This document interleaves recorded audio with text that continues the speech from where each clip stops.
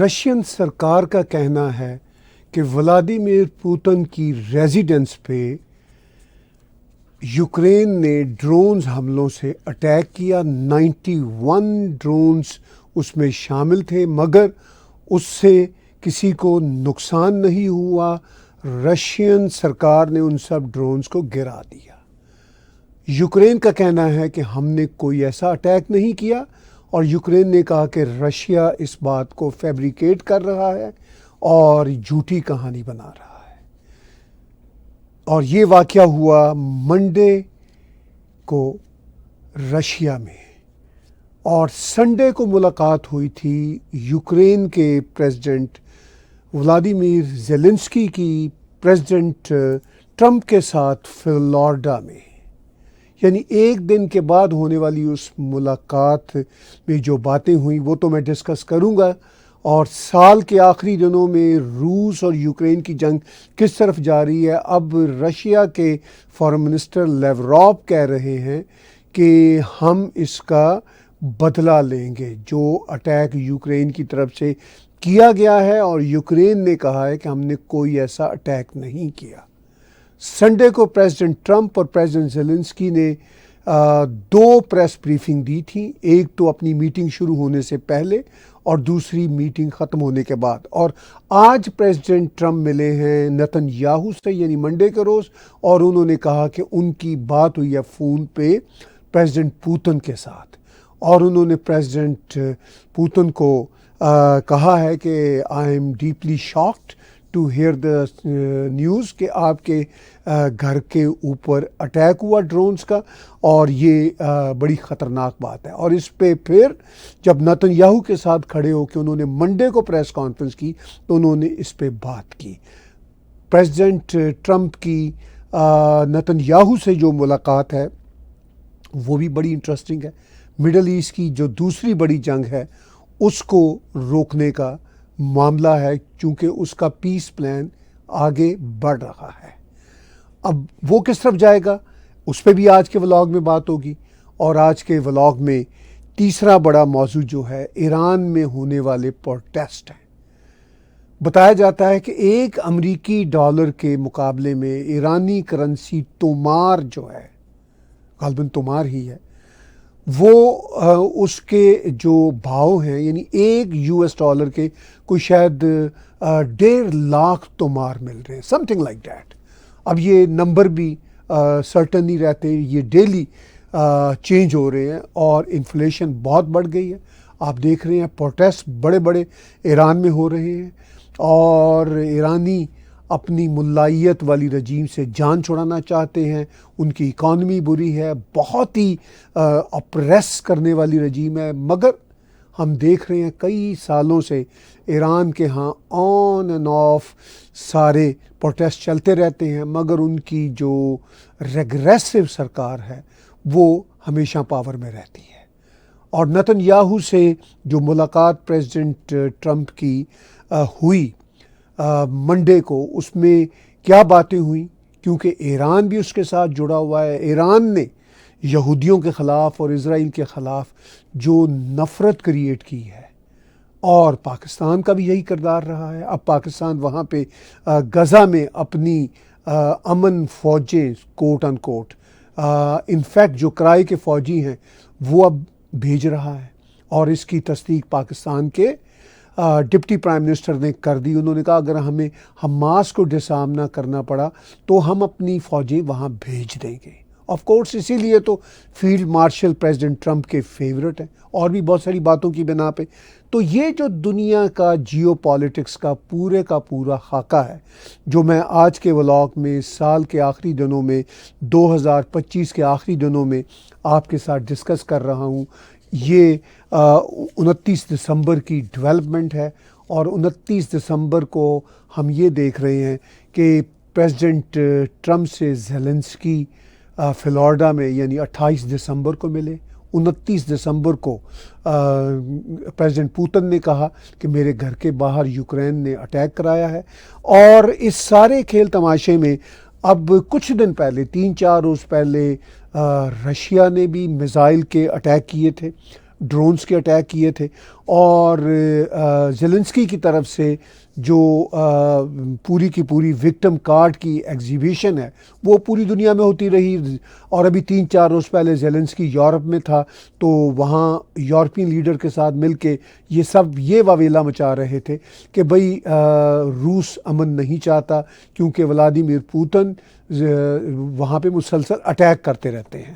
تو president Trump نے پھر کل جب ایک رپورٹر کے سوال کا وہ جواب دے رہے تھے تو انہوں نے کہا کہ بھئی بات بڑی سمپل ہے کہ یوکرین نے بھی بہت سارے اٹیک کیے ہیں روس کے اندر. ایسا نہیں ہے کہ روس ہی یوکرین کے اندر اٹیک کرتا ہے، یوکرین نے بھی اٹیک کیے ہیں. اور انہوں نے کہا کہ یوکرین جو اٹیک کرتا ہے وہ یونائٹڈ اسٹیٹ تو رشیا کے اندر اٹیک نہیں کر رہا ہوتا. انہوں نے ایسے ہی تنزیہ کہا، انہوں نے کہا کانگو سے تو یہ اٹیک نہیں ہو رہے ہوتے. انہوں نے کہا یہ اٹیک تو بہرحال یوکرین سے ہو رہے ہوتے ہیں. انہوں نے یہ کہا کہ میں اس کو نیگیٹیولی نہیں کہتا لیکن یہ ریالٹی ہے. اب کس طرح پریزیڈنٹ ٹرمپ نے زیلنسکی کی موجودگی میں رپورٹر کو یہ بات بتائی، میں چاہتا ہوں کہ وہ ویڈیو کلپ آپ سن لیں. The recent attacks in the past couple days that Russia's staged against Ukraine shows that President Putin isn't serious about peace. What is your reaction to that? No, he's very serious. I think, I can say that I believe Ukraine has made some very strong attacks also. And I don't say that negatively. I think you probably have to. I don't say that negatively. But I think, now he hasn't told me that, but there have been some explosions in various parts of Russia, and it looks to me like, I don't know, I don't think it came from the Congo. I don't think it came from the United States of America. It possibly came from Ukraine, but I haven't asked that question. تو interesting video clip ہے. آپ نے دیکھا کہ Zelensky کس طرح اپنے مخصوص ٹون میں کھڑا ہے اور وہ ہاں بھی نہیں کہہ سکتا نہ بھی نہیں کہہ سکتا، کیونکہ اسی سال کے شروع میں 28 فروری کو اوول ہاؤس کے اندر، اوول آفس کے اندر جو اس کی درگت بنی تھی پریزیڈنٹ ٹرمپ کے ہاتھوں، انہوں نے کہا تھا تمہارے پاس کوئی بہت کارڈ نہیں ہے اور تم دنیا میں تیسری بڑی جنگ ورلڈ وار کروانا چاہتے ہو. اور اس کے بعد پھر کئی ملاقاتیں ہوئی ہیں زیلنسکی کی. غالباً یہ 5ویں ملاقات تھی جو ان کی فلوریڈا میں 28 دسمبر کو ہوئی، اور جس میں پریزیڈنٹ ٹرمپ نے کہا کہ آلموسٹ 95%، انہوں نے کہا چلیے میں پرسنٹیج میں بات کرتے ہوئے یہ نہیں کہتا کتنے پرسنٹ، مگر پھر بھی میں کہتا ہوں کہ 95% ہم نے معاملات طے کر لیے ہیں. اور آپ باڈی لینگویج دیکھیے زیلنسکی کی اور پریزیڈنٹ ٹرمپ کی، جیسے وہ زیلنسکی سے کچھ قبول کروانا چاہ رہے ہوں، اور زیلنسکی اسی طرح سپاٹ چہرے کے ساتھ کھڑا ہے. اور 28 دسمبر کے بعد 29 دسمبر کا جب دن چڑھتا ہے تو ہمیں پتہ چلتا ہے کہ ماسکو کے نارتھ میں جو پریزیڈنٹ پوتن کا گھر ہے اس کے باہر اٹیک ہوا ہے، اور رشیا کے فارن منسٹر سرگئی لاوروف نے کہا ہے کہ ہم اس کا شدید بدلہ لیں گے. اور یوکرین کا کہنا ہے کہ یہ ہماری طرف سے اٹیک نہیں ہوا، یہ اٹیک جو تھا یہ شاید ہوا ہی نہیں ہے، رشیا اپنی طرف سے کہانی بنا رہا ہے. یہ کویشچن بھی آج جب president Trump prime minister Nitin Yahoo کے ساتھ مل رہے تھے تو رپورٹرز نے پوچھا کہ بھئی یوکرین کا تو یہ کہنا ہے کہ رشیا کہانی بنا رہا ہے. انہوں نے کہا میری تو بات ہوئی ہے پریزیڈنٹ پوتن سے آج صبح فون پہ، اور انہوں نے کہا کہ وہ تو بہت اپسیٹ ہیں، اور میں نے بھی انہیں کہا ہے کہ یہ بڑے افسوس کی بات ہے کہ آپ کے گھر کے اوپر کوئی اٹیک آرکیسٹریٹ ہو. تو یہ ہیں وہ حالات جن میں ہم دیکھ رہے ہیں دنیا کو اس سال کے آخری دنوں میں. پریزیڈنٹ ٹرمپ نے اس سال کے شروع میں جب آفس سنبھالا تھا تو ان کا یہی کہنا تھا کہ وہ یوکرین کی جنگ تو ایک دن میں بند کروا دیں گے، یوکرین اور روس کی جنگ. وہ بند نہ ہو سکی، لیکن کریڈٹ ضرور جاتا ہے کہ انہوں نے ان مذاکرات کو جاری رکھا، ابھی تک وہ جاری ہیں. اور اب یہ لگتا ہے سال کے آخر میں کہ شاید کوئی حالات جنگ بندی کی طرف چلے جائیں. لیکن ہوتا یہی ہے کہ یوکرین اور جو ان کے پیچھے یورپین بیکرز ہیں وہ لگتا ہے کہ اس جنگ کو روکنا نہیں چاہتے، وہ اپنی ضد پہ اڑے ہوئے ہیں. اور شاید اگر یہ واقعی اٹیک ہوا جیسا کہ روس کا کہنا ہے کہ پریزیڈنٹ پوتن کے گھر کے آس پاس 91 ڈرونز نے اٹیک کیا جن کو نیوٹرلائز کر دیا گیا، جن ڈرونز کو، تو ان کا یہی کہنا ہے کہ یہ اٹیک ہوا ہے، اور یوکرین یہ کہہ رہا ہے کہ یہ اٹیک نہیں ہوا۔ لیکن انٹرسٹنگ بات یہ ہے کہ 28 دسمبر کو جب وہ پریزیڈنٹ ٹرمپ سے مل کے جاتا ہے اور پریزیڈنٹ ٹرمپ اس کو پریس کے سامنے کہتے ہیں کہ ایسی بات نہیں کہ یوکرین کے اندر ہی رشیا کا اٹیک ہو رہے ہیں، رشیا کے اندر بھی یوکرین کافی اسٹرانگ اٹیک کر رہا ہے، تو یہ خاموش رہا، یہ بولا نہیں، کیونکہ آف کورس یہی ریالٹیز ہیں، دونوں ایک دوسرے کے اوپر اٹیک کر رہے ہیں۔ روس کا زیادہ پلڑا بھاری ہے تو وہ بھی اٹیک کر رہا ہے، مگر یہ کوئی ایسا معاملہ تو ہے نہیں کہ یہ بڑے انوسینٹ ہیں۔ ان کے ہاں بھی کرپشن بھی بے انتہا ہے اور ڈرامے بازیاں بھی بہت ہیں، اور ان کا یہی کہنا تھا یوکرینینز کا، یہ یورپ کو یہی چورن بیچتے رہے کہ اگر ہماری رجیم بچی رہی تو روس یورپ نہیں آئے گا، ہم پورے یورپ کے رکھوالے ہیں۔ تو اینی ہاؤ مجھے دکھ ہوتا ہے کہ ان بیچاروں کے ان کی ضد کی وجہ سے جو شاید ہزاروں لاکھوں کہا جاتا ہے جو معصوم یوکرینین ہیں وہ بھی مر چکے ہیں، اور ہزاروں شاید رشین سولجرز بھی مر چکے ہیں، ان میں ایون نارتھ کوریا کے سولجرز بھی ہیں جنہوں نے اپنی جانیں دیں اس خوفناک جنگ میں۔ اور ابھی بھی اس سال کے آخر تک ہم شیور نہیں ہیں کہ یہ جنگ رک پائے گی اگلے سال کسی وقت یا نہیں، اور کیا تھرڈ ورلڈ وار کے جو کلاؤڈز ہمارے سروں پہ چھائے ہوئے ہیں کیا وہ کم ہو پائیں گے یا نہیں۔ یہ ہیں حالات اور معاملات۔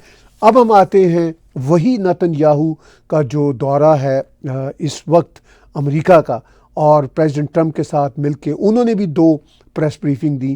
ایک ان کی میٹنگ کے شروع ہونے سے پہلے ایک نیا سٹائل پریزیڈنٹ ٹرمپ نے انٹروڈیوس کروایا ہے کہ ایک پریس بریفنگ جب وہ ریسیو کرتے ہیں اپنے گیسٹ ورلڈ لیڈر کو تو وہیں پہ کر دیتے ہیں، پھر اس کے بعد ملتے ہیں، ایک لمبی چوڑی ان کی بات چیت ہوتی ہے، پھر اس کے بعد ایک اور پریس بریفنگ ہوتی ہے۔ تو دونوں پریس بریفنگ میں نے سنی، ان دونوں میں پریزیڈنٹ ٹرمپ نے ایران کی بات ہوئی تو انہوں نے کہا کہ بھائی میں ایران کی رجیم کو ٹاپل ڈاؤن کرنے میں ابھی انٹرسٹڈ نہیں ہوں، نہ یہ میرا موضوع ہے۔ میں یہ چاہتا ہوں کہ ایران کسی صورت بھی اپنے نیوکلیئر پروگرام کی طرف دوبارہ واپس نہ جائے، اگر واپس گیا تو ہم پھر اس کا وہی حشر کریں گے جو ہم نے پہلے حشر کیا تھا۔ ادھر ایران کے اندر صورتحال یہ ہے کہ عوام کے پروٹیسٹ چل رہے ہیں۔ جب بھی ایران میں عوام کے پروٹیسٹ وہاں کی جو وہاں کی بڑی ہی ریگریسو رجیم ہے اس کے خلاف شروع ہوتے ہیں، تو پھر اس کے بعد ایرانیوں میں جو ورلڈ وائڈ ایرانی رہتے ہیں ان کی ہوپ شروع ہوتی ہے کہ شاید ہمارے ہاں نظام بدل جائے۔ مگر پریزیڈنٹ ٹرمپ نے تو نتن یاہو سے ملتے ہوئے آج ہی کہہ دیا کہ ہم نظام بدلنے میں کوئی انٹرسٹڈ نہیں ہے، ہم تو اپنے معاملات کو سیدھے کرنے میں انٹرسٹڈ ہیں۔ ایران میں کچھ عرصے سے ایک یہ بھی تاثر تھا، بلکہ کئی سالوں سے، کہ بھئی ایران کے جو پروٹیسٹ ہوتے ہیں اس میں کوئی جو فرم قسم کی لیڈرشپ ہے وہ نہیں سامنے آتی۔ جنتا بیچاری فرسٹریٹ ہو کے باہر نکلتی ہے، کبھی حجاب کے مسئلہ پہ، کبھی مہنگائی کے مسئلہ پہ، کبھی ایرانی عوام پہ ہونے والے ظلم کے مسئلہ پہ جنتا باہر نکلتی ہے۔ وہ ہر بار ان کے کئی درجن اور سم ٹائم کئی 100 لوگ مارے جاتے ہیں، ان کے پاس کوئی لیڈر نہیں ہوتا۔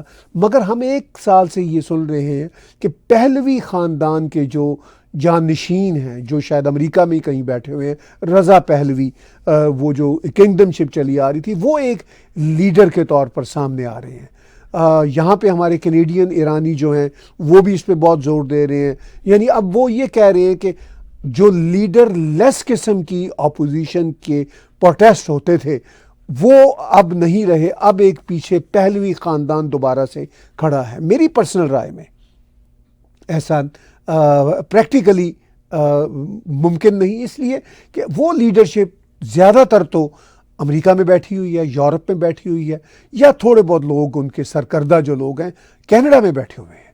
تو یہاں سے وہ کیا کر سکتے ہیں ایران کی یہ جو خامنائی کی رجیم ہے اس کو ٹاپل ڈاؤن کرنے کے لیے؟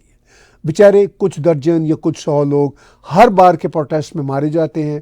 وہ جو فیض احمد فیض کا ایک مصرع ہے، وہ جو طریق راہوں میں مارے گئے. تو یہ تاریک راہیں ہیں انفارچونیٹلی، جس کا حاصل اصول کچھ نہیں نکل پاتا، بیکاز نہ تو ویسٹرن ورلڈ، جیسا کہ پریزیڈنٹ ٹرمپ کہہ رہے ہیں، نہ تو وہ کوئی بھرپور مدد کرتی ہے کسی آلٹرنیٹ لیڈرشپ کو ایکوپ کرنے کے لیے. بس وہ اپنے مقاصد نکالتے ہیں اور لوگ مارے جاتے ہیں. ابھی یہ جو پروٹیسٹ ہیں بڑے آرگینک ہیں، بڑے نیچرل ہیں، اس لیے کہ وہاں پہ ایک امریکی ڈالر کے عوض جو ایرانی تومان ہے شاید 1,43,000 143,000 تومان ہے. تو آف کورس اتنی خوفناک انفلیشن ہے اور لوگوں کے مسائل ہیں، لوگ وہاں پہ اپریس بھی ہیں اس رجیم کے ہاتھوں. مگر ایران نے ایک تو اسرائیل کے خلاف، یہودیوں کے خلاف زائونزم کہہ کے چورن بیچا. پاکستان میں بھی ایران کا چورن کافی کامیاب ہوا، اور پاکستانی تو پہلے دن سے ہی اسرائیل کے خلاف ہے. تو ان حالات میں جب کہ اب پاکستانی انڈائریکٹلی اسرائیل کی مدد کے لیے حماس کو ڈسارم کرنے کی خاطر اب وہاں پہ جانے کو تیار ہیں. اور ابھی پچھلے دنوں اسرائیل نے پچھلے ہفتے ہی صومالی لینڈ ایک انڈیپینڈنٹ دیش کو ریکگنائز کیا. وہ صومالی لینڈ جو صومالیہ سے الگ ہونا چاہتا ہے، انہوں نے آلریڈی 1990 سے اپنی انڈیپینڈنس ڈکلیئر کر چکی ہوئی ہے. وہ کر چکے ہوئے ہیں 1990 سے، اور آج تک انہیں کسی دیش نے انڈیپینڈنٹ دیش کے طور پر ایکسیپٹ نہیں کیا. جیسے تائیوان نے اپنی انڈیپینڈنس کو ڈکلیئر کب سے کر رکھا ہے، اور امریکہ اس کی مدد بھی کرتا ہے تائیوان کی، اور اس کو ریکگنائز بھی نہیں کرتا. کافی انٹرسٹنگ صورتحال ہے. جبکہ صومالی لینڈ کو کسی دیش نے آج تک ریکگنائز نہیں کیا تھا.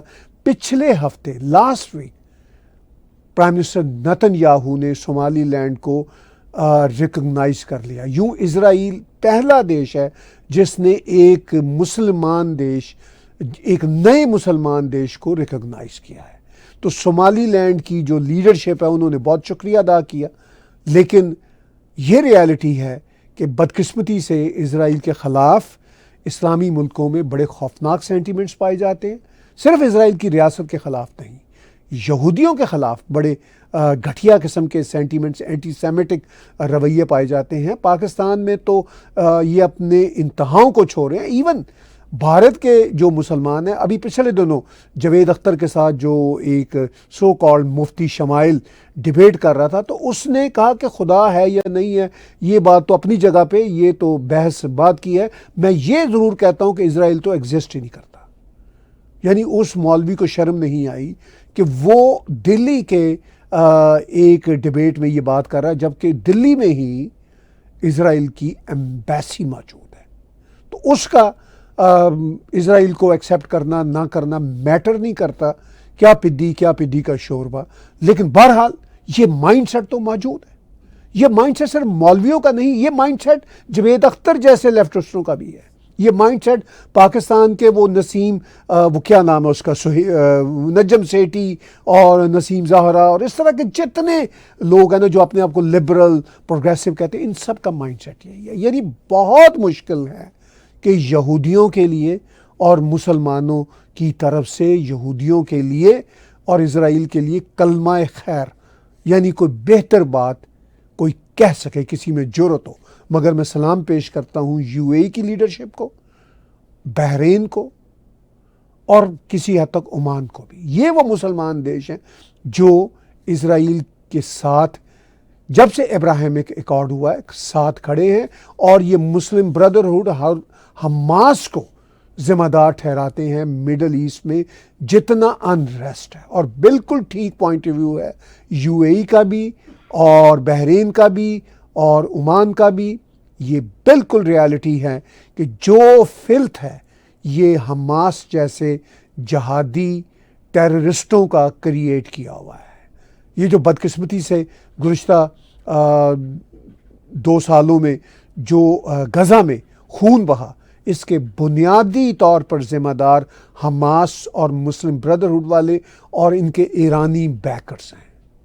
جنہوں نے 1200 سے زیادہ جیوز کا قتل عام کیا، اور اس کے بعد پھر یہ جانتے ہوئے کہ اسرائیل کی پاور امریکہ کی بیک کی وجہ سے، ویسٹ کی بیک کی وجہ سے بہت بڑی پاور ہے، تو پھر اسرائیل نے جو ان کا باجا بجایا، اور اس کے نتیجہ میں جو کولیٹرل ڈیمیج کے طور پر عام فلسطینی بچے بھی مرے، فلسطینی بھی مرے۔ بدقسمتی سے اس کے ذمہ دار بنیادی طور پر حماس ہیں، مگر کسی مسلمان دیش کی accept you a E, Bahrain, Oman کے علاوہ، اور اس بات کا ادراک سعودی عرب کو بھی ہے، مگر ظاہر ہے پبلک کنزمپشن کے لیے سعودی عرب کو بھی اسرائیل کی مذمت کرنا پڑتی ہے، لیکن ان دیشوں کے علاوہ اور کہیں کہیں ترکی میں بھی اس بات کو سمجھا جاتا ہے کہ یہ جو ٹیررسٹ ہیں حماس جیسے، یہ ہیں ریسپانسبل۔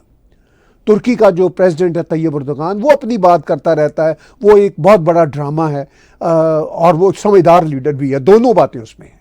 آج پریزیڈنٹ ٹرمپ نے نتن یاہو کے ساتھ پریس کانفرنس کرتے ہوئے بے تحاشا تعریف کی طیب اردوغان کی، حالانکہ طیب اردوغان کہتا ہے کہ اسرائیل غلط کر رہا ہے، لیکن ترکی کے اس نے جو کاروباری ریلیشن شپ ہیں وہ بھی بہت بڑھیا نتن یاہو کے ساتھ قائم کیے ہوئے ہیں، اور وہ اوپر منہ دکھائی کے لیے مسلمانوں کے جو سینٹیمنٹس ہیں، جو گھٹیا قسم کے سینٹیمنٹس ہیں، ان کو ذرا جو ہے سپورٹ دینے کے لیے وہ اسرائیل کے خلاف باتیں کرتا رہتا ہے، لیکن اندر سے وہ اسرائیل کا دوست ہے۔ اور پریزیڈنٹ ٹرمپ نے بھی یہی کہا کہ بھئی وہ ہمارا اتنا قریبی ہے، چونکہ نیٹو کا بھی وہ حصہ ہے اور امریکہ کی مدد ترکی کو ہر وقت چاہیے ہوتی ہے، تو پریزیڈنٹ ٹرمپ نے کہا کہ بھئی نتن یاہو کو بھی کوئی فکر نہیں ہونی چاہیے، طیب اردوغان کوئی خطرہ نہیں ہے اسرائیل کے لیے، اور بالکل ٹھیک کہا ہے پریزیڈنٹ ٹرمپ نے۔ تو اس سال کے آخر میں جب ہم ان معاملات کو دیکھتے ہیں تو یہ ریالٹی ہے کہ پریزیڈنٹ ٹرمپ کے اب تک کے جو انکنونشنل، ان یوزول قسم کے جو ڈیسیژن رہے ہیں، وہ کچھ تو بہت بڑھیا رہے ہیں، کچھ بہت بڑے بلنڈرس نیچر کے رہے ہیں۔ تو وہ جو بلنڈرس نیچر کے رہے ہیں اس پہ بھی میں نے کئی بار بات کی، لیکن جنرلی انہوں نے بہت انکنونشنل ڈیسیجنز کیے۔ آج اسرائیل کے پرائم منسٹر نتن یاہو نے اسرائیل کا ایک بہت ہی ہائی آرڈر ایوارڈ بھی پریزیڈنٹ ٹرمپ کو دیا ہے، انہوں نے یہ کہتے ہوئے دیا ہے کہ انہوں نے ایسے انکنونشنل ڈیسیجن کیے ہیں، وہی شبد جو میں کئی بار گزشتہ ایک سال کے دوران کہہ چکا ہوں، وہی ایگزیکٹلی وہی شبد پرائم منسٹر نتن یاہو نے استعمال کیے۔ انہوں نے کہا کہ پریزیڈنٹ ٹرمپ نے ایسے انکنونشنل اور بڑے ڈیسیجن کیے ہیں جن کی وجہ سے اسرائیل کا جو ہائی آرڈر ایوارڈ ہے وہ پہلی بار کسی نان اسرائیلی کو مل رہا ہے، اور وہ پریزیڈنٹ ٹرمپ ہیں۔ پریزیڈنٹ ٹرمپ تو پورا سال یہی کوشش کرتے رہے کہ ان کو نوبل پرائز مل لے، اور اسی نوبل پرائز کے چکر میں انہوں نے انڈیا اور پاکستان کی جنگ بندی کا ایک فیبریکیٹڈ نیریٹو بھی بلڈ کیا، بہت حد تک وہ فیبریکیٹڈ ہے، اور اس کے ساتھ ساتھ وہ اس پہ آج بھی انہوں نے باتیں کی ہیں نتن یاہو کے ساتھ ملاقات پہ، اور جب یہ 28 دسمبر کو کل ملے تھے زیلنسکی نے تب بھی اس کا چرچا کیا انہوں نے۔ خیر اب لوگ ان کے اس طرح کے ریٹرک کو سیریس بھی نہیں لیتے، لیکن یہ ریالٹی ہے کہ پریزیڈنٹ ٹرمپ نے بہت سارے ایسے ایکشن کیے ہیں انکنونشنل۔ مثال کے طور پر ایران کے نیوکلیر ایسٹس پہ جو ان کا اٹیک تھا، بھلے سے اس سے ایران کے نیوکلیر ایسٹس کی جو سائٹس ہیں ساری اوبلیٹریٹ نہ ہوئی ہوں، چونکہ انہوں نے کہا تھا ہم نے اوبلیٹریٹ کرا دی ہے، پریزیڈنٹ ٹرمپ نے یہ ٹرم یوز کی تھی، بھلے سے وہ ساری اوبلیٹریٹ نہ ہوئی ہوں، مگر یہ ریالٹی ہے کہ ایران کو پتہ چل گیا کہ امریکہ اب خالی خلی باتیں نہیں کرے گا، یہ واقعی ہی اوبلیٹریٹ کر دے گا، اس لیے ہمیں اب تھوڑا سا انسان بن کے رہنا ہوگا۔ پھر اسرائیل کے unconventional prime minister Netanyahu نے جس طرح حماس کی، حزب اللہ کی کمر توڑی، بہت ہی عظیم کام تھا، اور اس کی وجہ سے ایران کی کمر توڑی، یہ بہت مشکل ڈیسیجن تھے، اور ظاہر ہے نتن یاہو یہ تبھی کر سکتے تھے اگر پریزیڈنٹ ٹرمپ ان کے پیچھے فل سپورٹ کے ساتھ کھڑے ہوتے، اور وہ کھڑے تھے، اس لیے انہوں نے وہ کیے۔ بہت ہی انکنونشنل بڑے ڈیسیجن تھے، دونوں ورلڈ لیڈرز نے کیے، سامنے آپ سکرین پہ دیکھ رہے ہیں، اور اس سے دنیا میں کافی امن کی فضا قائم ہوئی ہے۔ میری اس بات سے جو روایتی مسلمان ہیں وہ بالکل ایگری نہیں کریں گے، یا ایکسٹریمسٹ لیفٹسٹ ایگری نہیں کریں گے، بٹ آئی ڈونٹ کیئر۔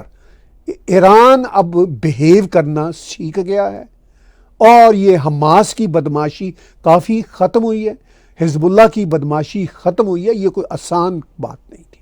اور اس سارے انکنونشنل جو ان دونوں لیڈر نے ڈیسیجن کیے ہیں، ساری عرب لیڈرشپ دل سے ان کو مانتی ہے، لیکن اگر وہ نہ اس کو تسلیم کرنا چاہے پبلک کی سینٹیمنٹس کی وجہ سے، تو I can understand it. Even Pakistani بھی اب آن بورڈ آ رہے ہیں، بیکاز ان کو بھی اندازہ ہے کہ ہم نے پیسے تو یو اے ای سے اور سعودی عرب سے، قطر سے لینے۔